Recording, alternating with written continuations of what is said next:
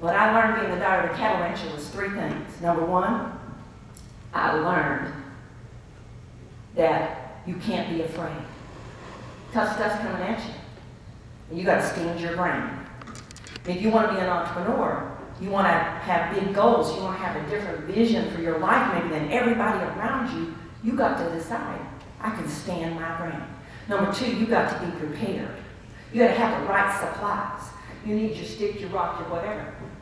That's where future plans came, in my brain. You're like, why is she telling us this story? I'm really getting to what you did today. And number three, you've got to have complete faith that you can. So when my dad and all the family would run everybody up, I know to put those cattle in the lot. Yes! But at 18, I said, I'm getting out of this place. And I'm going to run as far away from northwest Arkansas as I can, because when I graduated from college, there were no jobs where I lived. None. Now let me ask you a question. Have any of y'all ever shopped at Walmart? Raise your hand if you've ever shopped at Walmart. Okay? Did anybody eat any chicken nuggets in the last 2 weeks? A chicken tender, anything made of chicken? Anybody in the room ate any chicken? Come on, I know. Did you eat? You should eat some nuggets. Everybody ever see a big semi on the highway called J.B. Hunt? Yeah. Anybody know about that? Those three industries, number one, distribution, J.B. Hunt. Number one food producer in the world, Tyson Food. Number one retailer, bricks and mortar before Amazon, Walmart. Guess where they're from? Where I'm from. There were no jobs. I lived in the poorest part of this nation. Today it's the third wealthiest. An acre of land 60 years ago cost $1. You know what it sold for last week? $200,000. Those three industries, number one, distribution, J.B. Hunt. Number one food producer in the world, Tyson Food. Number one retailer, bricks and mortar before Amazon, Walmart. Guess where they're from? Where I'm from. There were no jobs. I lived in the poorest part of this nation. Today it's the third wealthiest. An acre of land 60 years ago cost $1. You know what it sold for last week? $200,000. I was sitting in China, working for the Chinese government, and I thought, you know what? I think there ought to be a way for every kid everywhere to know that they've got choices, that the world has changed, and you get to decide, I want to be here and be successful, I want to be there and be successful. But you don't have to be like me and not have a choice. When I graduated, no choice. So we created the Future Plans Assessment so you know two things. One, where does your head and heart fit in this world? All of you were born with a whole bunch of talent. You might not have even developed it yet. It's your ability to do math or be a proofreader. Do you know what a proofreader makes?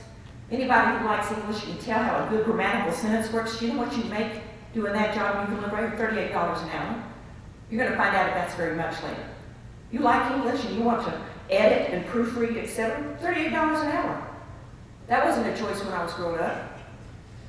You want to do numbers and do math and you're great with it and you love it, but you're not sure you want to really leave here? Well, you could be a bookkeeper. $28 an hour starting out, but then you could be an accountant. Shoot, that's 6 figures. When you look at what your brain has, everybody has talent. You can use your hands and your hands know how to put things together. Do you know if your hands can put things together? You could be a plumber or a surgeon and almost make the same amount of money. Same skill set. One likes blood and the other one doesn't. Both get called out in the middle of the night. Think about it. Same skills. Plumbers and surgeons.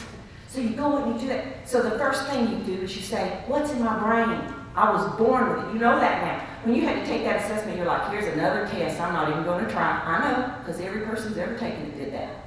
Doesn't matter. Test is better. We knew you weren't going to really try. So it got you anyway. Number two, your heart. What do you love? I love to dance. My dancing does not go with my abilities. So I didn't be a dancer. That's a hobby. So what do I love that I'm also good at? Head and heart. So what you got was this data. And the third thing you got out of that was who needs you. You got all those job mentions. That assessment is yours for life. You can go in there and check it from now until you're forever and say, I want to change jobs. I want to look for something new. I want to go to do something else. But what you get from that assessment is choice. Today is about choice. You get to decide. I'm from here, I'm staying here. I'm from here, I'm going to go there, I might come back here. I'm from here, I'm going away forever. The issue is choice, not have to. What would have happened if I'd stayed home in Northwest Arkansas? One of the most thriving places in the country. It wasn't a choice. It drove me to give choice to you. So today, get tuned up, pay attention. Today is a gift, all these people. They're going to help you think about what you want to choose. Not what anybody else wants, but what you want. So take advantage of it. At the end of the day, I'm going to come back and tell you another story.